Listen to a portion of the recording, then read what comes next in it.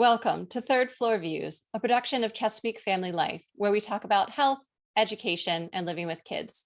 I'm your host, Janet Jefferson. Today, we're talking about managing anxiety, and joining us is Carter Weinstein. Carter is a Georgetown University freshman and author of the book Conquering Fear, One Teen's Guide to Overcoming Anxiety. Carter wrote Conquering Fear while a senior in high school to provide a firsthand perspective of hope to fellow teens and young adults with acute anxiety. Carter, thank you so much for being here today. Thank you so much for having me on. To our viewers, this episode is recorded, but as always, feel free to send any questions or comments you have our way, and we will make sure that we pass them along. So let's get started. So first, I just want to hear a little bit about you, Carter, and I was wondering if you could share a little bit about your struggles with anxiety growing up and what it was like to be a kid in high school or even before that, struggling with anxiety. Yeah, so I would say that I first, recognized or had symptoms of anxiety at a pretty young age, and specifically, my anxiety deals with separation anxiety. So that's being away from family, it's being away from friends, being away from my home environment. I'm originally from Dallas, Texas, so anytime, especially at a young age, when I would deviate from my from where I lived, from my typical situation, it would feel a bit daunting. So for the first time, I was really away from home. This is like other than sleepovers, etc. I was around third grade, so relatively young age. I went to a sleepaway camp in Austin, Texas. And so for those of you who don't know, like Austin is around 4 hours away from Dallas. And so, while it's still in Texas, Texas is a pretty big state. So it can feel like it certainly was far away. Didn't have access to cell phones, really any form of communication, but writing letters to and from home. It's kind of how typical sleepaway camps work. But this certainly was a bit of a shocking experience to me. I'd never really experienced symptoms like heavy breathing, feeling really tense, even crying at the time. It was, to say, it was a really difficult 2 weeks of my life, and kind of set up for a host of other experiences that led me to want to conquer my fear, conquer my anxiety, to get to where the place I am today. And did you find as you got older, did it get naturally easier, or did it get harder? Did the anxiety seem to get worse, or were you able to sort of grow out of it a little bit? I think a fair amount of it is a maturity thing. As time has gone on, I feel like I've been able to rationalize, my fears, my stress that I have throughout my life, and any sort of anxious symptoms that I have. So it's just, about getting a better worldview, about, where you're headed, where you're from, et cetera. That kind of helps your anxiety. And so I would definitely say that age does play a factor. Mm-hmm. So you said that your biggest trigger is probably deviating from a routine, or being away from home for a prolonged period of time. Do you have any other triggers that were sort of big moments where you're like, oh man, this is tougher than I expected? It's a good question. I mean, so really what I write about in my book is, my own separation anxiety. And along with that, I give tips and tricks of things that have helped me along the way, people I've spoken to that I think that have become really beneficial. I would say that, deviating from any environment is stressful to most people. And certainly it was exacerbated, in my case. So I would say that's probably like the main trigger that I honed in on. Mm-hmm. So my big question is what are some tips and tricks that worked for you, and where did you find success in managing your anxiety? Yeah, so I guess it's kind of, it's a bit of a two-part question. The first being, the tips and the tricks. I think they can be boiled down to a few really important ones. I think the first thing is that it's understanding that you're not alone in this process. I mean, there's so many hundreds of thousands of celebrities, athletes, successful individuals, all have their idiosyncratic tendencies, all have anxiety, all have stress throughout their life. And it's been the words of a lot of these important individuals coming out and saying that they've had their own trepidations with mental health that has made teenagers, kids realize that everybody is going through things like this. Even the people that you see on TV, that are always in the flashing lights, that seem to have the most perfect lives. So I think that's the first thing. I think the second thing is you got to be really willing to work. You got to be willing to try new things. You got to understand there's going to be setbacks along the way. A line that I say all the time is that anxiety and conquering your own fear is a marathon and not a sprint. So there's Hmm. not really sort of a magic pill that's going to be taken overnight. Your anxiety is going to be completely alleviated. So that was something certainly difficult for me to swallow at the beginning, but something that I began to rationalize, like I said, as I got older.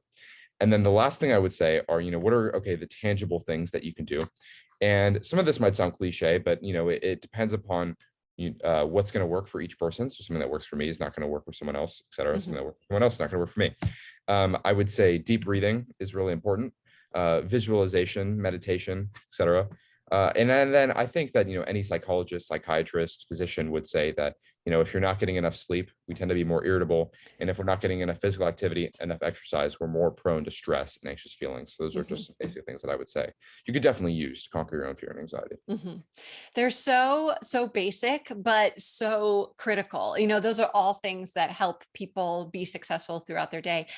And I think because they are so basic, I think it's so easy to forget about or even dismiss and be like, oh, I don't need that, whatever, it's fine. But it's so important. It makes such a big difference. And I think that's true for no matter how old you are, whether you're a young child or an adult. If you don't get enough sleep, life is just harder. It's a more Right. painful day. So I think you're absolutely right. And like those are such critical pieces in being for anyone finding success. And then if you're struggling with anxiety, it can really make such a huge difference. And it makes so much sense. So how did you achieve that? How did you realize that this works for you? And you said it wasn't a fast process, and you said it wasn't an overnight solution or like a quick pill that you could just take and be done. What did the process of discovering this look like for you? So I would say that it was mainly through exposure therapy. And exposure therapy is this idea of putting yourself in that uncomfortable situation that makes you endure stress, endure anxiety, etc. Part of the reason why I needed to put myself in those situations by going to more summer camps, by going to collegiate institutions over the summer to do work in various areas was to build up to a place where I was comfortable, not just like alleviating anxiety entirely, but being Mm. able to mitigate my symptoms and better management. Uh, you know, had I not gone through the subsequent steps of traveling to other places, being without my parents, being away from my environment in Dallas, Texas, I certainly would not have been able to get to college in Washington D.C. today. This was kind of a massive building point up for me. So everything, even from a young age, was you've got to take like these small steps to be able to improve in managing your own mental health in order to get to this bigger step down the road. Hmm. Hmm. How did the pandemic affect you, or did it affect you at all in terms of, changing routine and either providing opportunities to be away from your parents or not? Find like those opportunities for many people were sort of completely taken away with isolation. So did you find that you were experiencing setbacks, or was it in some ways sort of a surprising, comforting thing? Because it's like, oh, okay, I get to be close to everyone for a while. That's a great question. Certainly the pandemic has been such an unprecedented time. I remember the end of junior year of high school, around springtime, when we received a notice on a Thursday from school, basically saying that we'd be closing school for a couple weeks, and little did I know it would be a few months. But it certainly shifted dramatically, the way that so many people have experienced their own mental health. I think it's been difficult, myself included, for a lot of people, because they've been confined to a small environment, not able to see friends, not able to see family, not even able to go to restaurants, typically places where people will always go. It's a complete disruption of routine. So if you want to go back to where my anxiety lies, it's a complete disruption of routine, and it's suffocating. It really is just confining you to a specific space, and it was tough for me. It was tough for a lot of people. Something that I definitely want to get into is this idea of social media, because I really do feel like social media was a massive aspect of the pandemic, and also, mental health at large. Mhm, mhm. Yeah, it really, the pandemic really changed things, and still Yeah. we're, feeling we're not through it yet. And I think this will be something Right. that will be studied for a Mhm. long time afterwards. So you're talking about, yes, we are experiencing isolation, and that's a really struggle, and it could be, a trigger for many people with Sure. Sure. anxiety. But you're touching on social media, and I'd love for you to just speak more about what your thoughts are and how that's played into your anxiety, because I know that is a huge struggle for many teenagers specifically, is the role that social media plays in mental health. And so what are your thoughts? Yeah, I mean, I would say for the parents listening out there, just understanding what social media is like, for any teenager, but also for anybody who's experiencing social media. I think you can boil it down into two facets that disrupt mental health. I think it's the first, being, idealism. This idea that we're able to look at a post and think that this person is living an ideal life when it's really just a highlight reel of things going on in their life. They're always on vacation, they're always having a great time with their friends, etc. So it's projected onto yourself. Why am I not having that great time? Why am I not on vacation? Why don't I have all these expensive things? Right. So that's a bit difficult. I would say secondly, it's just trying to fulfill an unrealistic character. And what I mean by that is that today there's been an advent of this basically completely new occupation of social media influencers, Mm. and usually these people are have got like flawless skin, and they've got the best physique, et cetera. And so people feel like they've got to aspire to be like that individual. And if you're not that individual, even just by a shy amount, it can feel really disappointing. Mhm. And you feel like you're less than, because okay, you see all your friends that are looking up to this person, and therefore how are my own friends going to even respect me if I don't look like this person? If that makes sense. And I think that's true of friendships, that's true of relationships, and it's daunting. And I honestly feel like that's applicable to people of all ages. But something that I've talked about a lot before is social media. What do you do with it as parents? How do you actually mitigate it? And personally, I mean, you can make your own parental decision, but I don't think the answer is throwing out social media entirely. I really don't like that idea at all, because social media and technology, are only growing exponentially. They're only going to continue to grow exponentially. Kids are getting social media from younger and younger ages, and that only makes sense. So we have to learn we've got to learn how to better manage, our perceptions of social media and how it affects our mental health. Yeah, I think that's really great advice, and I think that's something adults really struggle with, is how to teach kids how to do that, because often adults don't know how to do it themselves, and how to model that, because kids are learning so much through modeling. And if they see their parent constantly stuck, their face stuck in a screen, whether it be a phone or a computer, it's really hard to set up like good expectations for kids if adults are struggling as well. And I think as a society, we just haven't really figured it out yet, because as you said, things are changing so fast that Absolutely. human behavior hasn't quite caught up. Definitely. Um, I want to go and take a minute and talk a little bit more about your book. Sure. So you just published at the end of last year, and I'd love for you to just speak a little bit more about the book in general, and sort of what it's about and what are the different things that are in there. And then I also want to talk about like what it's like to write a book, especially as Yeah. as a high school student, which is mind blowing. So that's such a huge, epic success. So congratulations. But yeah, just tell us about your book. Yeah, so I wrote Conquering Fear: One Teen's Guide to Overcoming Anxiety, really because I found that there was a bit of a disconnect between the adult psychologists who were actually writing the books, and the teens who needed to read them. Uh, Mm, you know, Anxiety is something that I faced my entire life, and so I thought that this would be like a terrific opportunity to be able to share my own experiences, as well as the personal tips and tricks and anecdotes that I think that could be really useful to teens, who are struggling with their own mental health.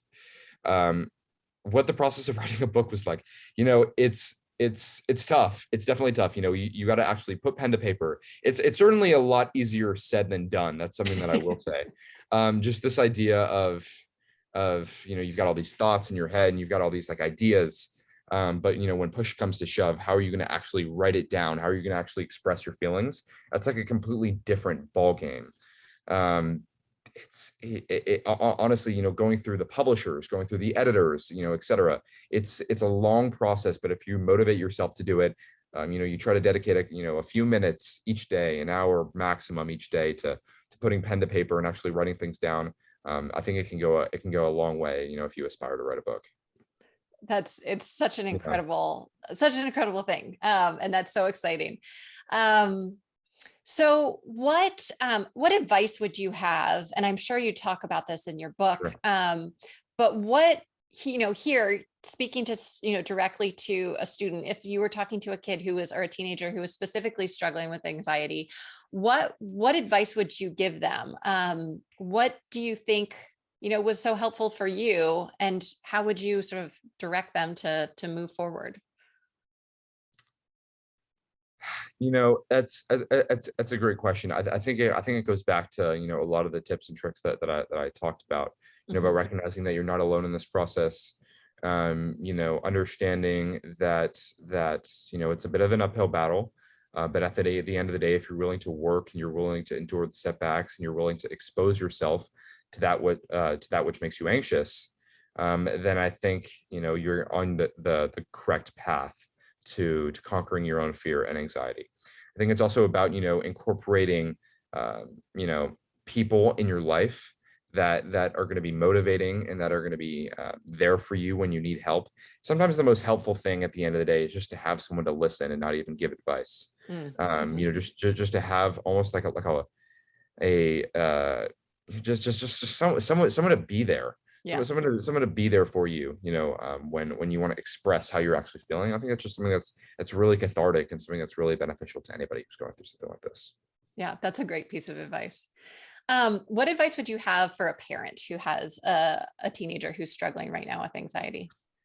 Yeah, certainly I think it's hard to empathize with the teenager that's going through anxiety, but I think it's hard to empathize with anybody who's going through anxiety because anxiety can be so acute, it can be so different from person to person. Mm, But just being able to sympathize and understand, and express compassion for what someone else is feeling, I think is so critical. And like I said, being there to listen, be there, able to relay ideas when they're needed, and encouraging people to do these tips and tricks that I list throughout the book. Something that I talk about often is an anxiety ranking sheet. And essentially what this allows you to do, and you can find it at the end of the book, is you write out the things from 1 to 10, one being the least, 10 being the most, of the things that make you anxious. And mm, once you actually have it down on pen and paper, one could be, hanging out with your friends, just like normal right, everyday anxiety, right. etc. And 10 can be everything from taking a final exam to being on an airplane for some people. You know what I'm saying? Like Yeah, it can right. be various different things. But once you're able to actually write it down, you're able to tangibly see it directly in front of you. There's something so valuable about the actual tangible visualization of it. Mhm, It becomes that much more easy to rationalize and be like, okay, if it is a fear that might be might be seen as irrational, you can be like, maybe this is not as bad as I'm making it out to be. And then mhm, from there, once you're in that mindset, here are the steps that I can take to conquer that fear and anxiety. mhm, mhm. Yeah, writing it down, that's a great Yeah. suggestion, and something, actually it's pretty easy to do. Just sit down and think about it. And I think anyone can do that. But yet it could be a really powerful experience. What advice might you have for teachers who have students that they know are struggling with anxiety, maybe specifically around school, if that's their trigger? What could teachers do to help them through that? That's a great question. I'm obviously still in school. I'm in college now. But what I've always found in the best teachers, and I feel like this is like universally understood throughout students, is to have a teacher that is not just like an authority figure or someone who teaches you information, etc. But can almost act like a friend, a bit of a resource, a peer. I think that there's something so valuable in having an adult figure in your life that is also a friend. Just being someone who you're able to bounce ideas off of, someone who you're actually able to talk to candidly versus having to put up a bit of a filter. I feel like everybody's, puts up some sort of a filter in their life when you're talking to certain people. When you're talking to your closest friends, possibly your family, whether it's about relationships or about, anything else that's going on in your life, you're able to speak completely candidly. You can actually say what's on your mind. But students specifically, when most of the time when they look at teachers, they see an authority figure, someone who you should respect, and that's 100% true.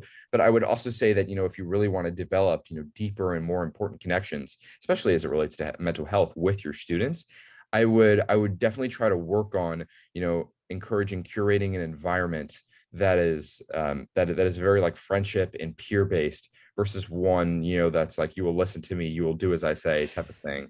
If Right. that makes sense. Yeah. Yeah, nobody likes that. No, that I Right. think the idea of building relationships with your students, and trust building, goes Yeah, a long ways. And then when a student is struggling, they're going to be much more likely to use a teacher as a resource if they feel definitely. trusted and safe. Okay, so you're at Georgetown now. What challenges are you facing there? And do you feel like you have in your toolbox sort of everything that you need to manage your anxiety? So, I mean, as you said, Georgetown's a long way away from Texas. Totally different schedule, different environment. And then you're put in front of a lot of stressful situations, whether Sure. it be exams or new experiences. How's it going? Yeah, so it's going really well so far. I keep pretty busy on campus. I'm involved with a number of different things. So I'm in Georgetown's business school, the McDonough School of Business here. I'm not entirely sure what I'm going to be majoring in yet, but I'm big into entrepreneurship. Actually, I founded my first company with my friend this past semester. It's a SaaS company, software as a service company. Basically, it's an attendance tracking software, and we've done really well so far. We've rolled it out to Tulane, to Georgetown, to Harvard. So it's been really exciting. It's been quite a process. I'm involved with private equity and venture capital funds on campus. I'm involved with like disruptive technology, which is like regarding like new tech, which is like cryptocurrency, artificial intelligence, stuff like that. And I'm obviously like involved with a bunch of like politics, pre-law stuff, but I feel like that's kind of incumbent of any Georgetown student. Yeah, it's kind of the situation of being in here in DC. Certainly I've got a lot on my plate, but I think a lot of it has to do now with time management. Mm. Um, I ensure in terms of my anxiety specifically, I ensure that I'm speaking with my parents every day. Always like connected with them, connected with my, one thing that was really tough about going to college for me was the separation from my friends. So back home, Mm. I went to a private school in Dallas, Texas for 10 years. So all the way from third grade, all the way to 12th grade at the end. So it was unbelievably daunting to leave people who I had been with my entire life, not just like my parents, but like friends, Right. who I considered family, who I still consider family to this day. For 4 years, of being apart from them. I mean, obviously, it breaks. Get to see them all the time over summer, stuff like that. It's just not the same. Being able to see them every day. So I try to talk to my friends back home. Wherever they are across the country, because my friends, they're scattered across the country too now. So it's being able to manage my time management here, Mhm. connecting back home, and also connecting with my friends who are around the country or wherever they might be. Mhm, mhm. Yeah, I think that's such a good reminder too. Again, you've talked about multiple times the importance of relationships, and whether that be, a safe space, someone who can just listen and not necessarily give Yeah, advice, which I feel like friends often like, I can think of several friends like, oh yeah, that's the person I'm going to go to for advice, right. but like, that's the person I'm going to go to when I just need a quiet ear. Yeah, And the power of relationships to be there and help you really when you need it. Though I do think that takes a lot of self-awareness, which kids are working on, and many adults too. So that's part of the journey, I imagine. So my last question for you is really just sort of a fun one.